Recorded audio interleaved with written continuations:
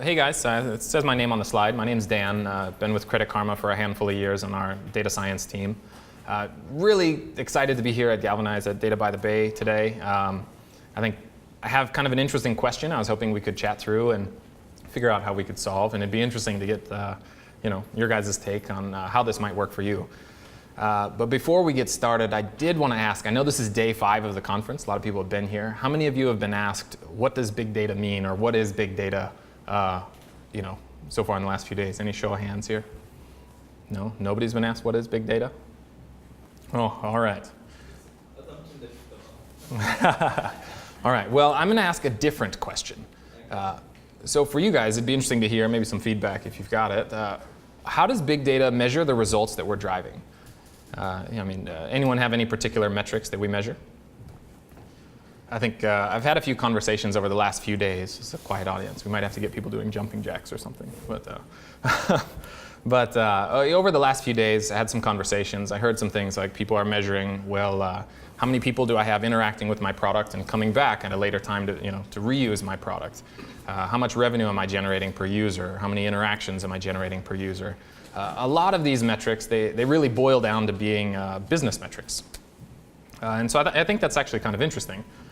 What would your response be if we kind of changed the question and asked, well, how do you measure the user impact you're driving with big data? Anyone have any take how you might do that?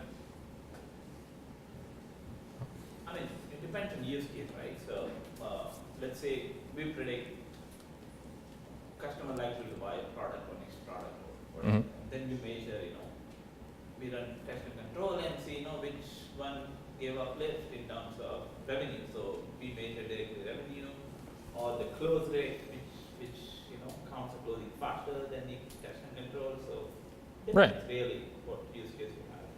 Yeah, no, I think that's exactly right. And I think that brings up kind of an interesting question.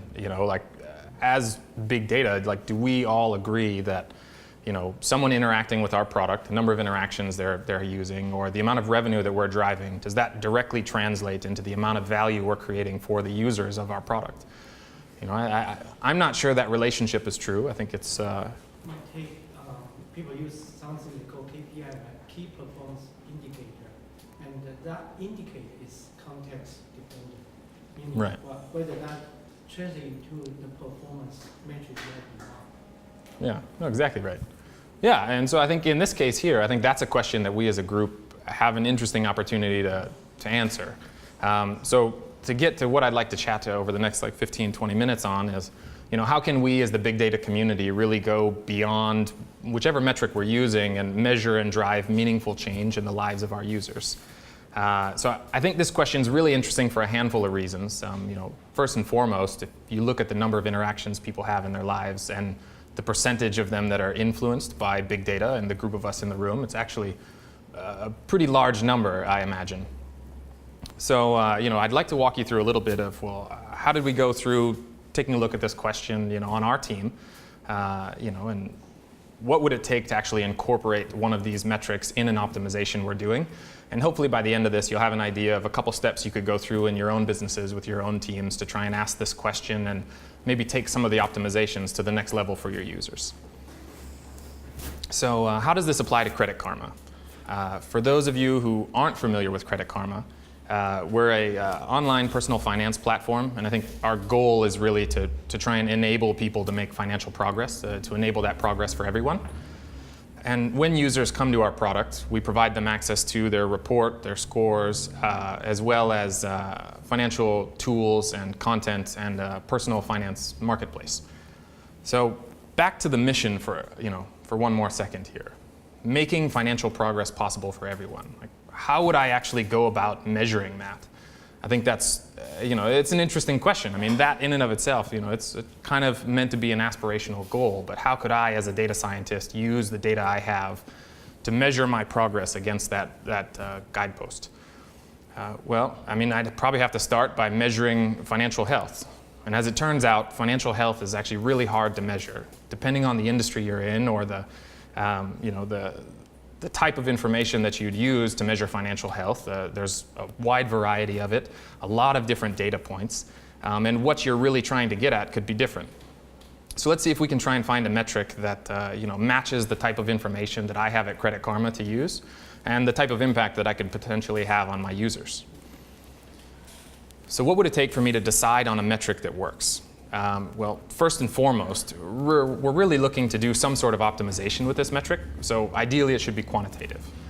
So taking a look at a handful of quantitative fields, if you look at economics, for instance, one of the metrics they frequently use for measuring financial health is consumer confidence, which is an interesting metric. That metric tends to include at least two components. One, an element of what's someone's outlook for the economy as a whole, what's their opinion of the economic health, but what's this person's personal financial outlook? How much, what can they expect for themselves? And so I'm not sure Credit Karma really has an opportunity to influence someone's expectation for the economic health, but I think their own personal financial outlook, there's probably some synergy there. So let's see if we can break that down a bit. So if we're trying to break down personal financial outlook, you can generally break it down into two terms, at least two terms rather. One, what's the strength of someone's current financial situation? And second, what's their ability to handle unexpected financial needs? So, looking at the information we have, how could we take these concepts and try and quantify them? One, the strength of someone's current financial situation. Well, we have access to someone's current debt situation and what sort of assets do they have? Are they someone that's likely to be impacted by a financial need very easily, or are they someone that's resilient to it? In the event of a financial need, what sort of options does this person have available to them? And how well do they know those options? And so I think, these are all things that we could actually quantify with our product. We should be able to quantify somebody's current credit score maybe. We should be able to quantify what's their awareness to the types of products they have available to them. And so I think this framework seems like a pretty good fit. But until now, it's still just a framework. So how do we actually go through and work this into one of our optimizations? So I'd like to introduce you guys to John Doe, that is. And so he's a data scientist, like at least a handful of us here in the room. And John came to Credit Karma today. So what do we know about John? Well, as it turns out, John has a pretty decent credit score. It's probably a little better than mine. He doesn't really have any cash on hand because he just recently made a large purchase. And he needs some money to pay for a car repair. He needs a couple $1,000s because, as it appears, his car fell down a hole. Nobody finds that funny? Nobody? All right, there we go. That's much better, guys. But yeah, so he needs a couple $1,000s. And so what's John's first, thought? His first thought is, well, I don't have cash, so I need to borrow. Let me take a look at some credit cards to see if there's one I can use that should give me an opportunity to cover the expense, but the flexibility to pay as I earn the money back. So where are we going to start? So let's start by searching through tiers of different credit products that we could use. So we'll take a look at how likely the products are to be interesting to John and how likely those interactions that he might have with them are to be successful. And so we'll find that there are some tiers of products that are very interesting, have really great features and rewards and terms, but are really unlikely to yield a successful interaction. Like John's unlikely to be able to actually have that product. And we'll have things at the opposite end of the spectrum. So let's narrow in on that second tier here, something where John's eligible for and they're still somewhat interesting. So now it's a ranking problem. How do we rank all the different products that we have in that setup? Well, in this case, we'll look at the products that are interesting to John and the products he's likely to have a successful interaction for. And we can take these and we can sort them and present them to him. But I think the question I've been asking is, if we leave it here, and we sort these options for John, allow him to select one of these credit cards, have we actually used our data to measure the amount of financial benefit that we're creating for John? I don't think we have. I think we've kind of come close, but I think this is where big data really needs to come to the rescue. So how can we do that? Well, we can start by remembering that John is just one person. And we actually have the opportunity to draw from the experiences of a whole bunch of people, just like all of the different users of your products. In the case of our product, we've got about 50 million. So there's a good number of people that we can use to draw from their experience. So how do we start identifying users like John? Well, let's take what we know about John. We know what he's here to do today. We know his credit score. We know his report. And we know a few other things about him. And so let's take the other users we have and try and filter them down and understand, well, what did they do in situations like this? Once we've identified, well, what have they done in situations like this, how do we measure the future financial strength of these sorts of people? Which brings us back to that question I was asking. So we have that framework. We can look at, well, how strong is someone's current financial situation, and what's their ability to handle an unexpected need. So if you look at the data we have someone's credit report and scores, which we can use for a couple things. We can measure, well, what's their ability to borrow? Does their credit score keep them, their credit score make them eligible to take out products to handle certain types of needs? How debt-laden are they? Is their current situation such that if a large financial need came along, they would have to borrow? What sort of assets do they have on hand? And so I think someone's interaction with our type of products should give us the opportunity to measure that. So we should be able to take a look at the data we have, and well, let's look at what happens when someone chooses to do, option A, option B, or do nothing. What do those metrics look like over time? Can we look at 12 months, 24 months down the road? So we can take a look at that for a handful of users that look like John.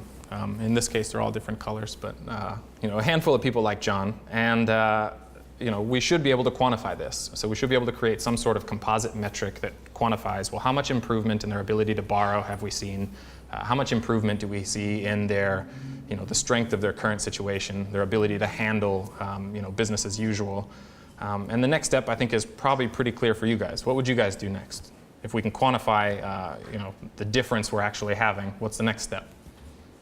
Recommend products. Well, but before you do that, you probably have to build a model, right?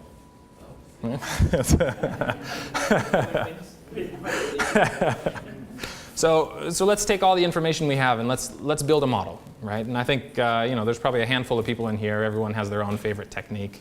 I think you can look at this problem a few different ways, but in essence, we're going to take the information we have, the type of interactions that could potentially happen, and and what we saw 12 and 24 months down the road in terms of financial health for these users, and see if we can build a model to predict that for John. So we should be able to do that to some degree to some degree. So now that we have that model, let's actually make some predictions for John. Let's take what we know, and let's push them through the model, and we'll see that, as it turns out, some of these products are likely to create more financial benefit for John in the long term than other products. And I think this brings us back to that optimization problem we were looking at before.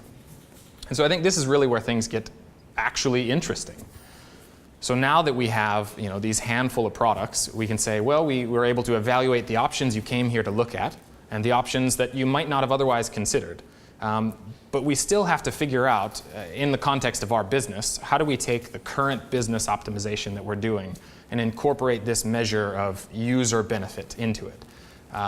And so I suspect that for each of us each of you in the audience here, and for myself at each one of our businesses, that conversation will be slightly different.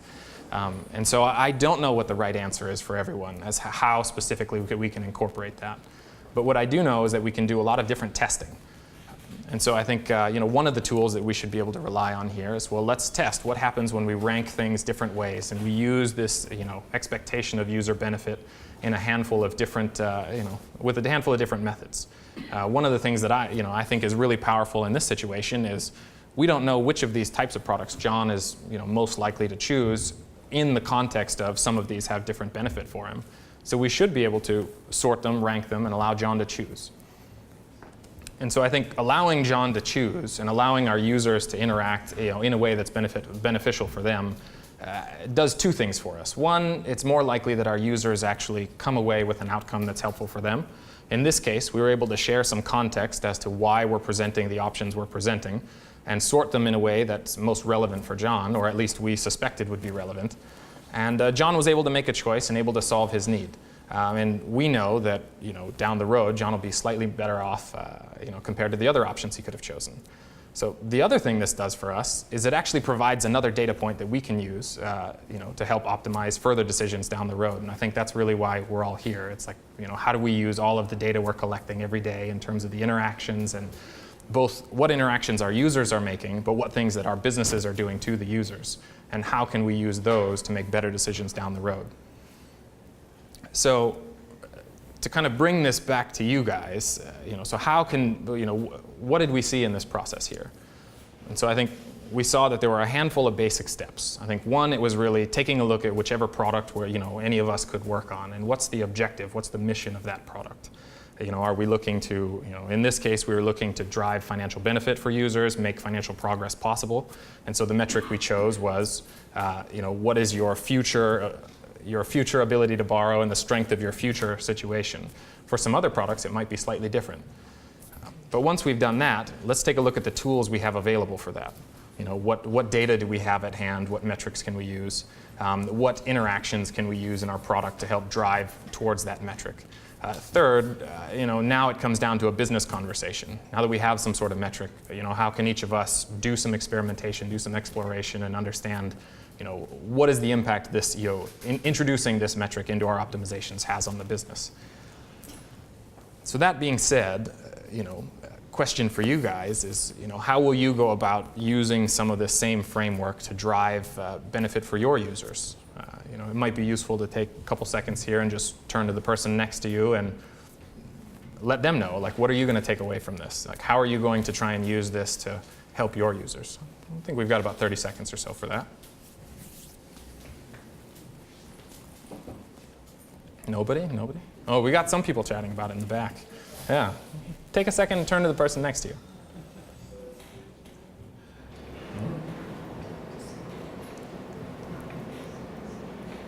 You guys over here are sitting alone, so we're going to have to work on it. Yeah, just. I guess we didn't use this. Cool. All right, looks like we've got a question. Yeah, question. I'm kind of answering your question as well. So let me first talk about what I will do, which MSP is doing. I will facilitate more data collection from the customers. Because what happens, you always have limited data from whatever source, data you source.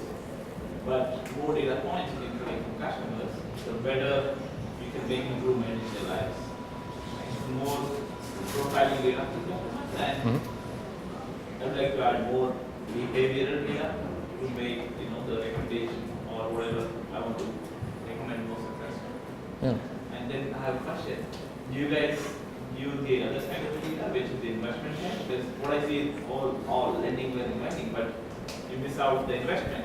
And then when you merge these two data, you can do much more.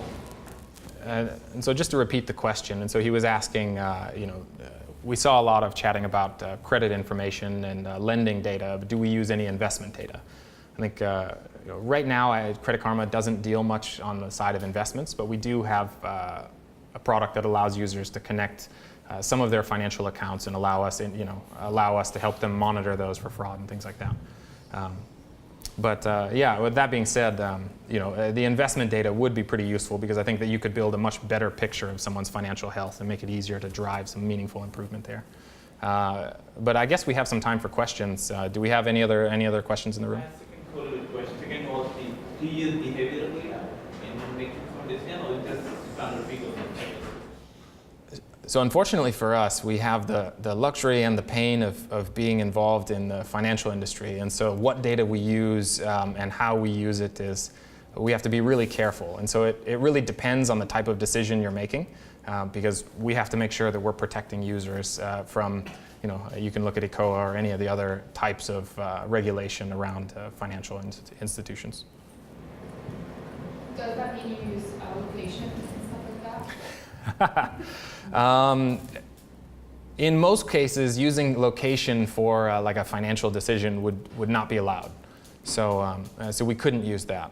But if we wanted to send you a greeting, I'm sure we could use a location-sensitive greeting. But actually, why I asked is sometimes in healthcare there's a correlation between some health conditions in certain locations in the country. Right. So I thought maybe there's some correlation with that too, like spending habits or. Yeah, if you look in San Francisco, we spend way more on housing, and I haven't figured it out yet. I'm living here. I don't know how you guys do that. How do you deal with survivorship bias in your data, especially like on the positive and negative ends of recommendations? Right. So the question was, how do we deal with survivorship bias in the data that we have? I think it's actually a really good question. And so if you look back in our history, we really only pulled credit information for people who came back to our product. And so it was not as easy to measure the financial impact you were driving for people who didn't come back. And so you can imagine there's a handful of other things we're doing now to try and get visibility into that picture. But in general, we're trying to make sure that we do have visibility for people who come back and don't come back.